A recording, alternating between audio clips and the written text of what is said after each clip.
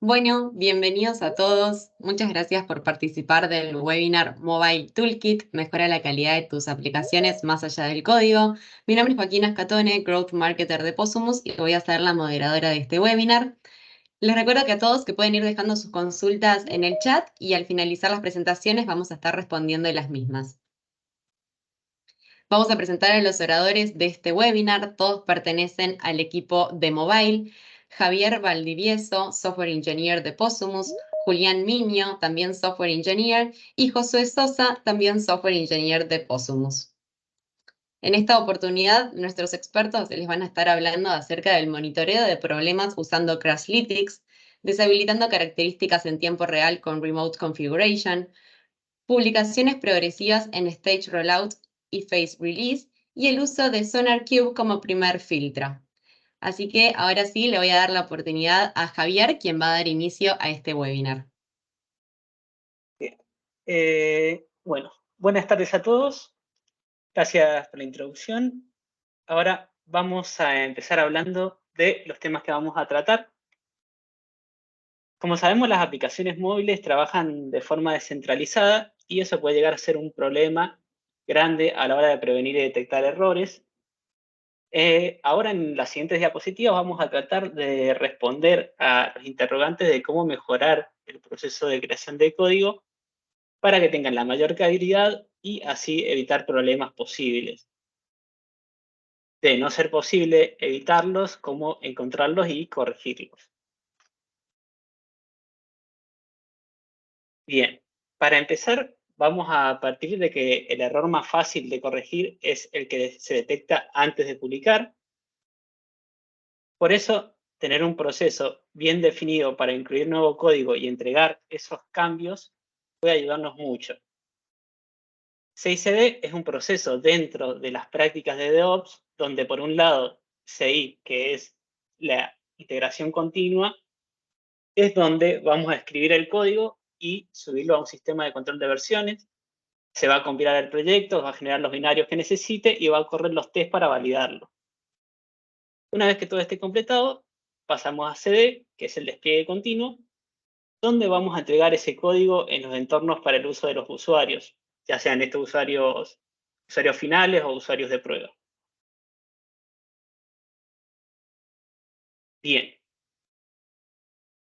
Vamos a destacar que la ventaja que tiene este proceso se encuentra en la automatización, ya que no solamente agiliza las tareas, sino que reduce el error humano.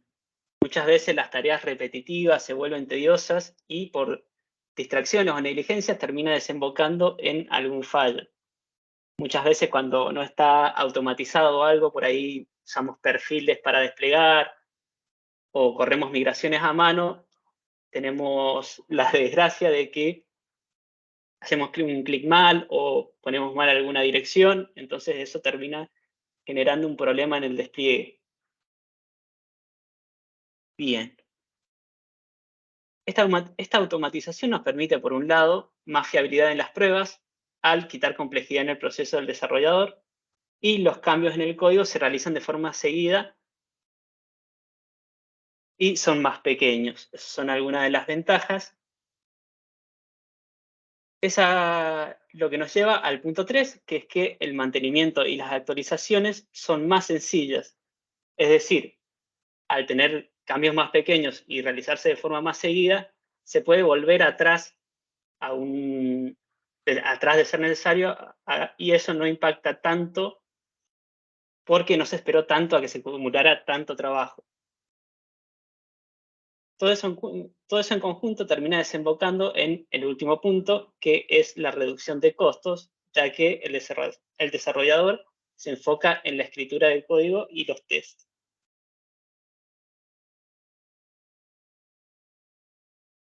Bien. En esta diapositiva vamos a ver un poco más en profundidad qué herramientas usamos en el equipo dentro de este proceso.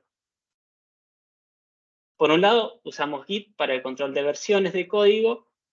Obviamente hay otras herramientas, lo que vamos a tocar ahora son las que nosotros en el equipo utilizamos.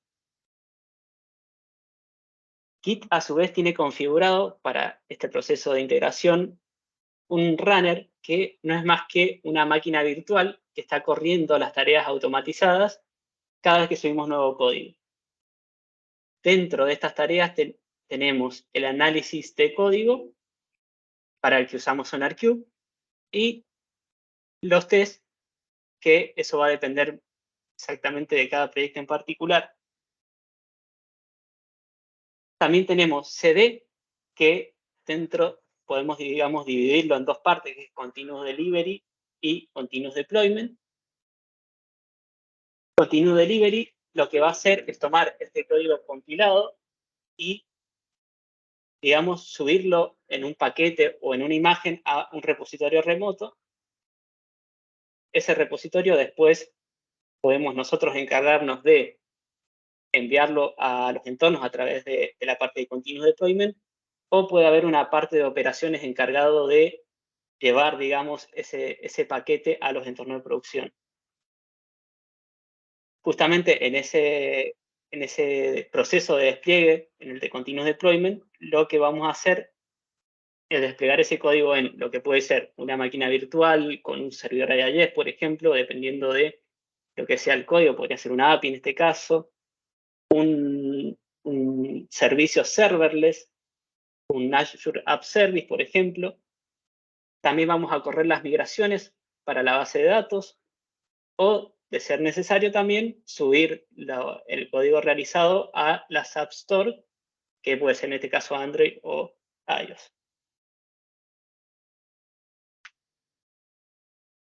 Lo que vemos acá es un esquema un poco más visual de cómo se da el proceso. Tenemos los cambios en local, los tenemos en Git en local en nuestra computadora. Los subimos a un repositorio remoto, a GitLab, por ejemplo. Dentro de ese repositorio remoto nosotros vamos a trabajar con las ramas, y eso se va a correr dentro del runner que habíamos mencionado antes. Se van a correr todas las tareas automatizadas. Si esas tareas se corren de forma correcta, entonces el runner va a tomar la decisión de desplegar o no en los distintos servicios que ya habíamos nombrado antes.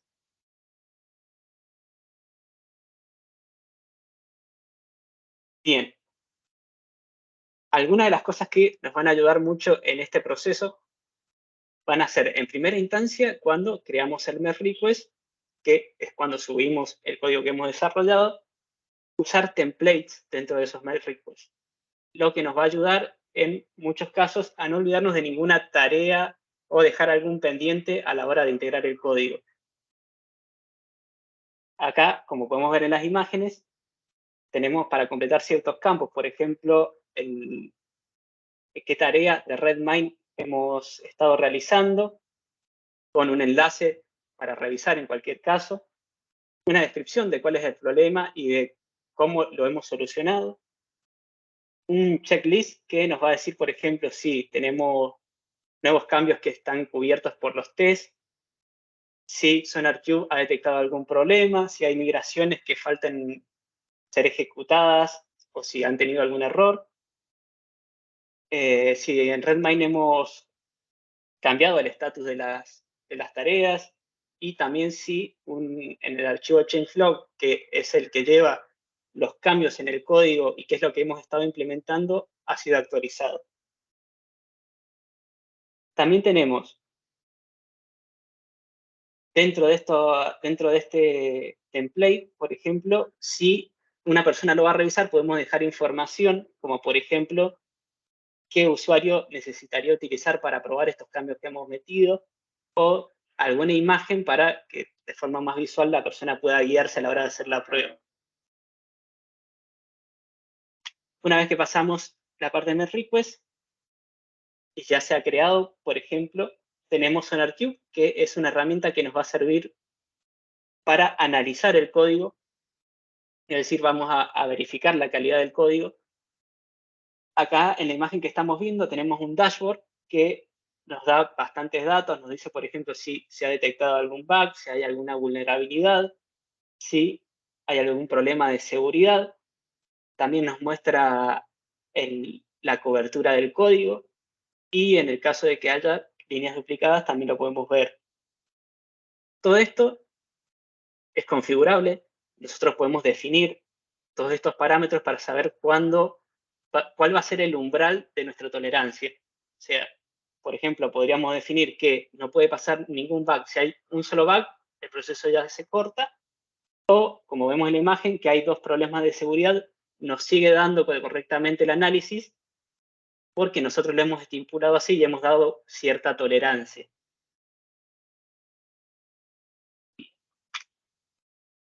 También tenemos otros dashboards que nos permite ver dónde nos categoriza todos estos bugs, todos estos old smells. Tenemos, por ejemplo, tipo bloqueante, tipo crítico, mayores. También nos da una clasificación por tipo. Ahí podemos ver que hay errores que son, por ejemplo, de denegación de servicio. También hay otros de log injection o de configuraciones equivocadas y nos da el nivel de prioridad que tienen esos errores. Nosotros todo esto también lo podemos configurar para decir exactamente cuántos críticos o cuántos bloqueantes podemos permitir, si es que permitimos alguno, o si los problemas de seguridad son algo que nos bloquea el proceso.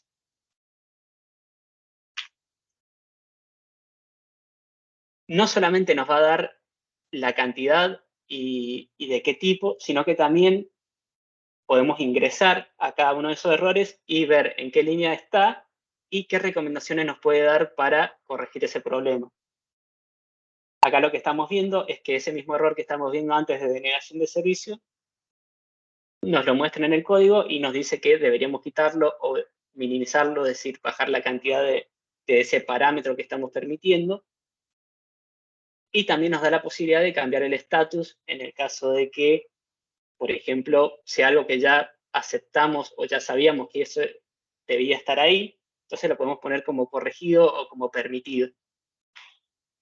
También nos muestra en cada archivo, por ejemplo, otro tipo de errores, como estamos viendo, que son quizás un poco menores, como la falta de comentarios XML o hay alguna llamada síncrona que no está siendo esperada. Vemos ahí que están también con la categoría y con quién fue el que lo creó. Lo que podemos hacer en ese caso es, por ejemplo, al no pasar, dejar algún comentario también para que lo revise la persona que lo creó. Bien. Dentro de lo que estábamos hablando, tenemos los pipelines en Git, que bueno, es la forma visual en que vamos a ver todo este proceso automatizado que se está corriendo. Tenemos, dentro del pipeline podemos ver la rama, la branch en la que se estaba trabajando, la persona que creó ese merge request sobre esa rama, y los pasos que se han estado ejecutando. Vemos que en la imagen hay, por ejemplo, el segundo pipeline tiene 4 pasos, que los 4 han pasado de forma correcta, y que por eso el estatus del pipeline está en lo que ha pasado. Lo que podemos ver también con más detalle son esos pasos. En la segunda imagen, en la imagen de más abajo, vemos que están los jobs, que es, digamos, cada paso en particular, con detalle, donde vamos a poder ver, en el caso de que haya un error, los logs y poder corregir en base a eso.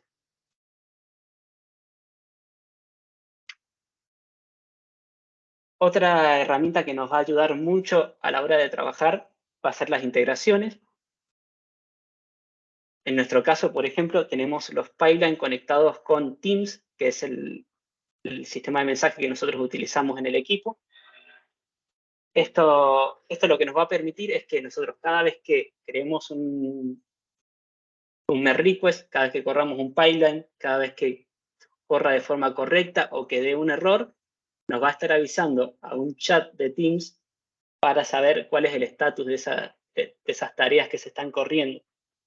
Eso lo que nos va a permitir es dejar de estar tan pendiente a veces del proceso y seguir con algunas cosas mientras se están corriendo. También nos va a mantener al tanto de lo que está haciendo nuestros compañeros. Todo esto es configurable. En la segunda imagen podemos ver que podemos elegir qué cosas nos van a notificar. Ahí, por ejemplo, está seleccionado un cambio de estatus en un pipeline. Y en la última imagen vemos que cómo es simplemente el mensaje que nos está llegando, donde nos dice qué es lo que se ha realizado, quién lo ha hecho y en qué rama. Bien. Y para terminar, tenemos un pequeño ejemplo de un archivo de configuración de GitLab. Este archivo de configuración lo que nos va a mostrar es cómo están configurados esos pasos en el pipeline. Esos pasos tienen un orden predeterminado y en la sección de script nos va a decir qué es lo que se está corriendo y en la sección de only para qué ramas se va a estar corriendo ese proceso del pipeline. Ahí se puede ver cómo hay dos ejemplos, uno que es para realizar un tag del código que hemos creado y otro para correr un escáner de zona. Así que, bueno, con eso termina mi parte y le dejo la palabra a Juli, que nos va a explicar sobre Fastlane. Muchas gracias, Javi, y muchas gracias al público por participar. Bien, para empezar con este tema, quiero decir, cuando hablamos del proceso de despliegue de una aplicación, existen diversas cuestiones que debemos realizar manualmente. Sacar decenas o cientos de capturas de pantalla y prepararlas para subir a la tienda, archivar el ejecutable del código, gestionar los pasos previos para la conexión del IDE con lo que es la plataforma de despliegue, esperar unos cuantos minutos hasta que el nuevo build se termine de procesar en esta plataforma, completar los compliances requeridos para que se pueda hacer disponible este build, taggear el nuevo build en el versionado de código, actualizar el changelog, entre otras cuestiones. De aquí surge la necesidad de automatizar cada uno de estos pasos para agilizar nuestros procesos de desarrollo. Para ello nosotros utilizamos la herramienta Fastlane, que es una herramienta de automatización de los procesos de despliegue, que lo que nos permite es optimizar estos tiempos ociosos vinculados a lo que es el despliegue y la gestión del mismo, y centrarnos más que nada en lo que es el desarrollo de la aplicación. Fastlane es una herramienta open source, por lo tanto no hay que pagar por ella, y está disponible tanto en Android como en iOS. En la siguiente diapositiva podemos ver cuáles son los principales beneficios que nos brinda esta herramienta. Para empezar, screenshots automatizadas. Esta herramienta nos permite sacar capturas de pantallas localizadas en el idioma en el que necesitemos y listas para la tienda. La siguiente es el despliegue a beta. Esta herramienta nos permite distribuir builds para beta testers de una manera sencilla y sin muchos pasos que realizar, de hecho es automático. Lo siguiente es el despliegue al App Store. Nos permite publicar una nueva versión en la tienda. Y por último, lo que tiene que ver con el code signing o bien el firmado de código. Fastlane lo que nos permite es automatizar lo que es la gestión de los certificados para firmar el código y poder publicarlo en TestFlight o en el App Store. Si bien estas son las funcionalidades más características, Fastlane nos proporciona un amplio listado de comandos que cubren prácticamente todo el proceso de despliegue. Es decir, que vamos a poder automatizar tareas como versionado de código, modificaciones a nivel proyecto, como puede ser aumentar el build o el número de versión, la ejecución de test, gestión de certificados, como bien dijimos, el tema de la documentación, notificaciones e incluso otros plugins que pueden cumplir otras tareas más específicas, como por ejemplo actualizar el changelog. Ahora bien, a pesar de que esta herramienta nos permite automatizar todo este proceso de despliegue, como podemos ver acá, esto no nos asegura el aspecto de la estabilidad de nuestra aplicación. Siempre podemos encontrar fallas impredecibles. Por lo general los errores son sucesos inesperados, es decir, frustrantes para cualquier desarrollador cuando ocurren, críticos en el sentido de que cuando ocurren en un entorno de producción deben resolverse con prioridad, específicos porque hay una amplia variedad de errores, y por último, difícil priorización, en el sentido de que uno quizás por la falta de experiencia o por no saber qué error es necesario solucionar primero, no se puede priorizar de una correcta forma. Para ello es necesario implementar otra nueva herramienta que sirva como red de contención frente a estos posibles errores que no estemos detectando. En nuestro caso, decidimos implementar Firebase Crashlytics, que es una herramienta que nos permite generar reportes, validar la estabilidad en tiempo real de nuestra aplicación, utilizar herramientas de análisis y de seguimiento de los errores, y realizar una personalización de la trazabilidad de estos errores. Con respecto a lo que es la validación de la estabilidad en tiempo real, Crashlytics nos provee de dos cuestiones. Por un lado, el panel de control en tiempo real, que nos permite visualizar de una manera sencilla cómo se encuentra nuestra aplicación actualmente. Bueno, nos brinda un gráfico para ver qué porcentaje de usuarios han tenido errores en un plazo de tiempo determinado. Y por otro, tenemos las alertas por cambios repentinos en la estabilidad. En este sentido, Crashlytics lo que nos provee son alertas vía mail que nos acusan, digamos, de qué errores han sucedido en el último tiempo y que hayan surgido de la nada, digamos. El siguiente vendría a ser el punto vinculado a las herramientas de análisis y de seguimiento. Sería la diapositiva anterior. En este sentido, Crashlytics nos permite agrupar los errores por versión y nos brinda trazas de pila individuales. Con esto lo que podemos realizar es un análisis del paso a paso previo a que ocurra el crash. De esta manera nosotros podemos detectar en qué archivos o en qué lugares de nuestro proyecto pudo haber surgido ese crash y dónde podemos retocar algún bug como para corregirlo. Y por último, lo que tiene que ver con la personalización de la trazabilidad, la cual nos permite configurar el registro de información adicional que sea relevante para el análisis nuestro con respecto a la estabilidad. En este sentido, uno podría, por ejemplo, registrar el ID de un usuario de tal forma que, supongamos que tenemos un back office y en el back office se registra la actividad de un usuario puntual bajo un ID, por supuesto, y la única forma que tenemos de encontrar esos eventos o esa actividad que ha tenido ese usuario es a través de un ID. De esta manera, Crashlytics nos permite identificar a ese usuario para poder analizar esta actividad. Y por supuesto también hay otros registros que se pueden realizar, como por ejemplo eventos que no necesariamente requieren que exista un crash para registrarlos, sino más bien se van registrando a medida que el usuario utiliza la aplicación.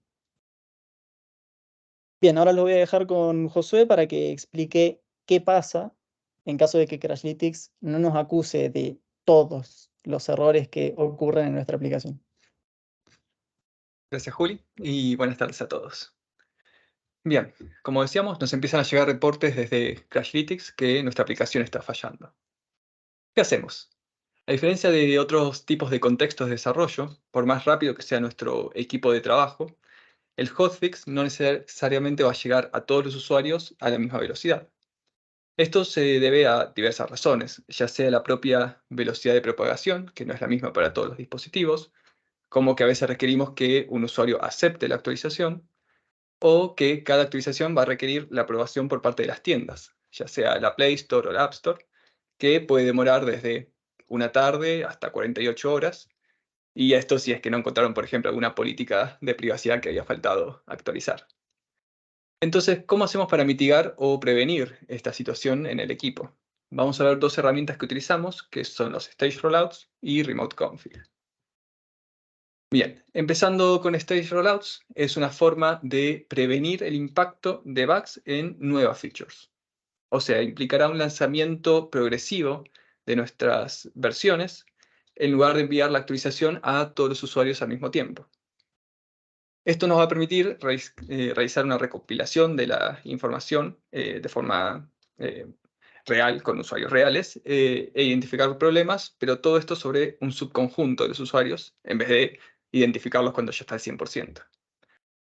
¿Cómo recopilamos esta información? Con la herramienta mencionada previamente, Crashlytics, que nos va a permitir filtrar entre en qué versión ocurrió un crash.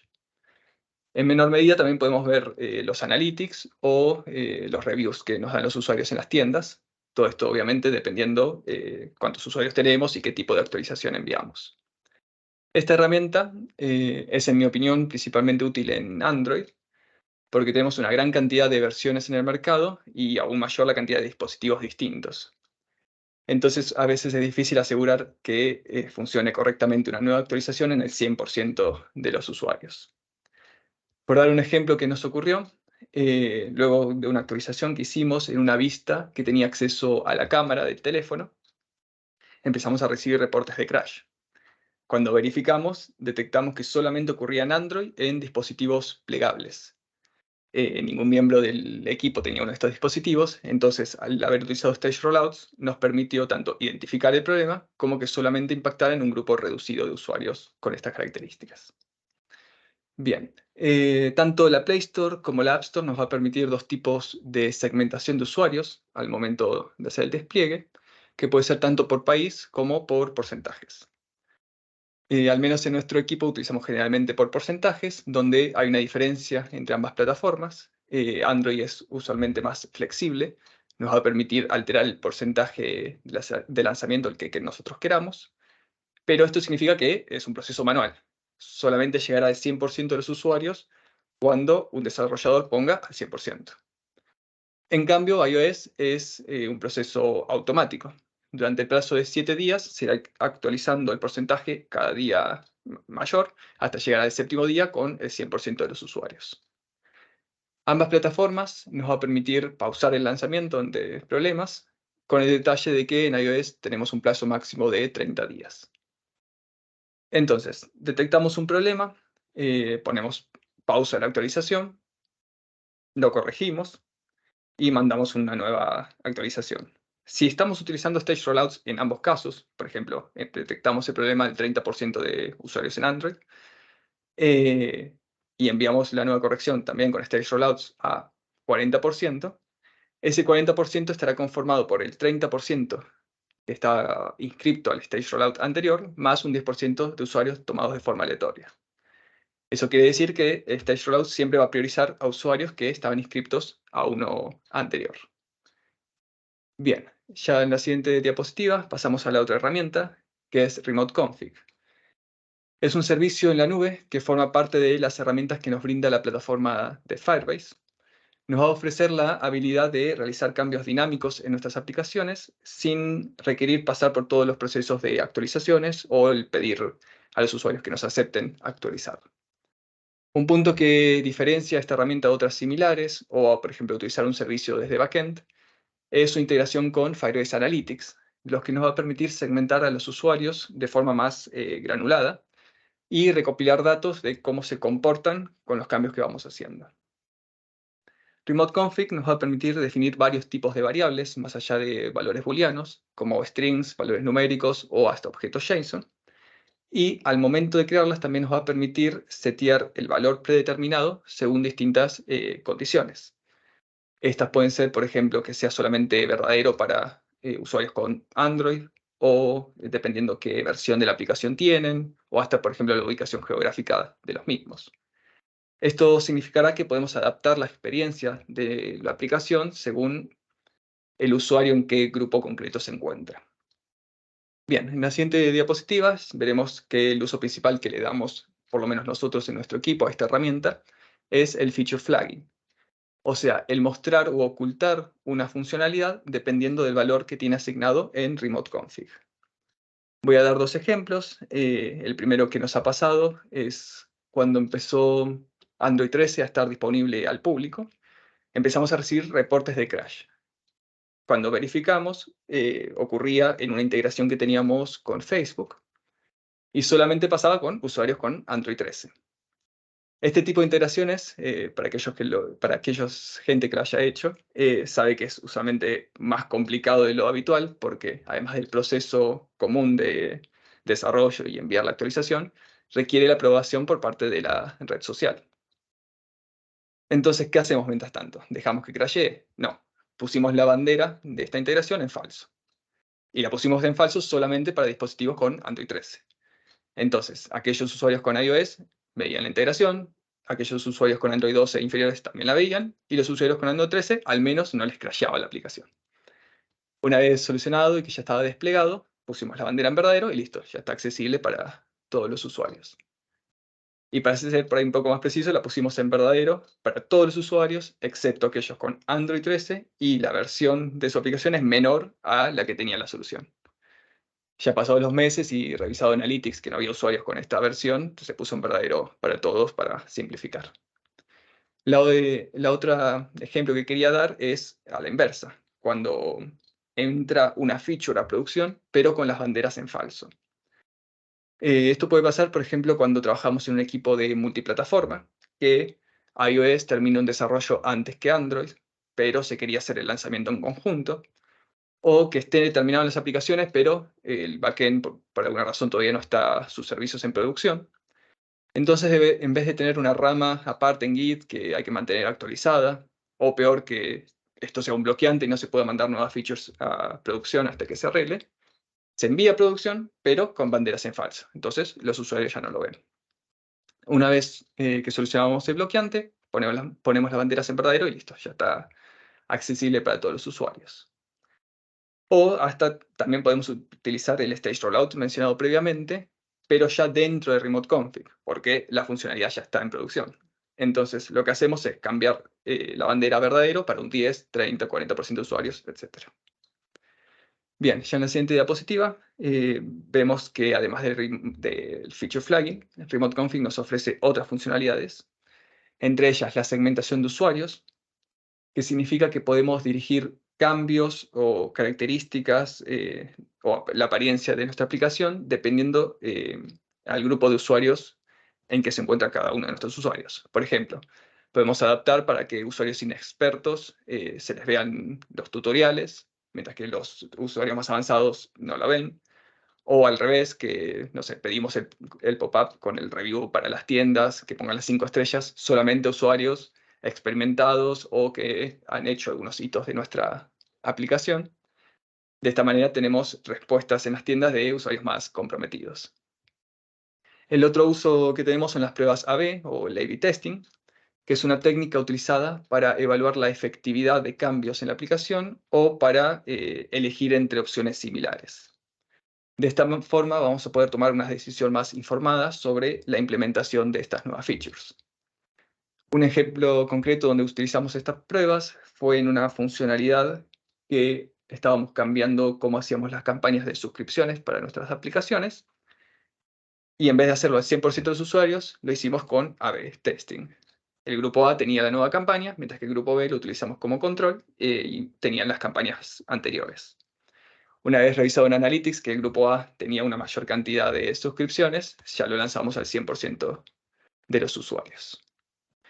Bien, creo que esto sería todo en relación a estas dos herramientas. Muchísimas gracias y pasamos a la sección de preguntas. Bueno, muchas gracias chicos por las excelentes presentaciones que dieron. Sí, vamos a comenzar ahora con la sección de preguntas. Vimos que dejaron un par en el chat, así que las vamos a estar leyendo para que ustedes puedan responderlas. La primera es de Tere Chapman, que dice: buenas tardes, quisiera saber si puedo hacer CI/CD sin continuous deployment. Bueno, Tere, mira, podrías hacer lo siguiente, que es, por ejemplo, la parte de CD, solamente hacerla de continuous delivery, que es la de subir, digamos, a un repositorio como Docker Hub una imagen y tenerla lista para desplegar, y que esa parte sea un proceso que lo hace, por ejemplo, operaciones, o que sea un proceso manual.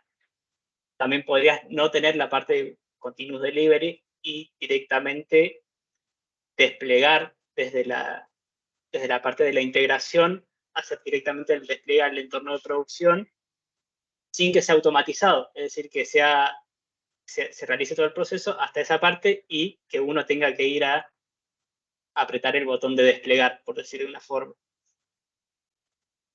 No sé, Perfecto. espero que eso responda a tu pregunta. Perfecto, Javi, muchas gracias. Seguimos con la siguiente de Jos Cres, que dice, ¿Crashlytics detecta todo tipo de problemas o solamente cuando se cierra la aplicación? Bien.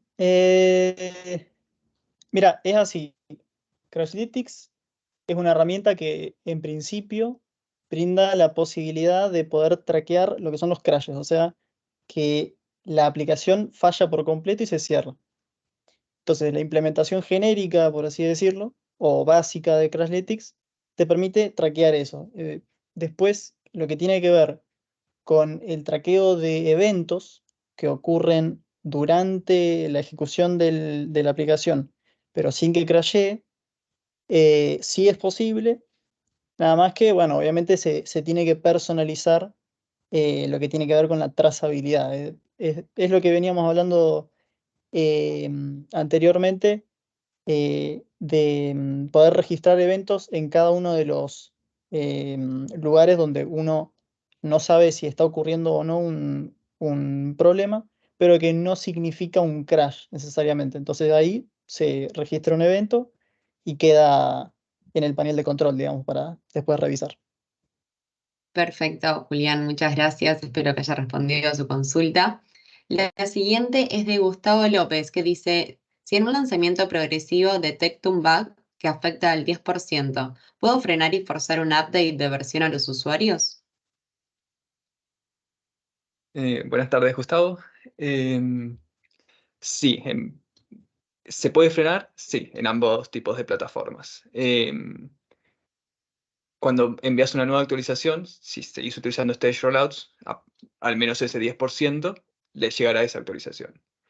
El problema por ahí es la palabra forzar, que en las aplicaciones suele ser complicado, como hemos visto. Entonces ahí tenés dos opciones. Si estábamos mezclando con Remote Config, por ahí al 10% de usuarios les ocultás esto que les crashaba. Entonces, por lo menos no les sigue crashando. O el otro posibilidad es tener un pop-up que les aparezca solamente a estos usuarios, diciéndoles hay una nueva versión disponible en la tienda, por favor actualicen. Y con el Remote Config haces que solamente aparezca a aquellos usuarios con esa versión que tenía el 10%. Así que eso, creo que eso responde a la pregunta. Bueno, perfecto, Josué. Muchas gracias. Y vemos que no hay más preguntas, así que les agradecemos a todos por haber participado del webinar de Mobile Toolkit. A todos los inscriptos les va a estar llegando este mismo webinar grabado. Y los invitamos a todos a poder seguirnos en nuestras redes sociales, en Instagram, Twitter, Facebook y LinkedIn. Y si tienen alguna consulta, la pueden hacer a través de nuestra página web, posumus.tech. Así que los agradecemos a todos y los esperamos en nuestro próximo webinar.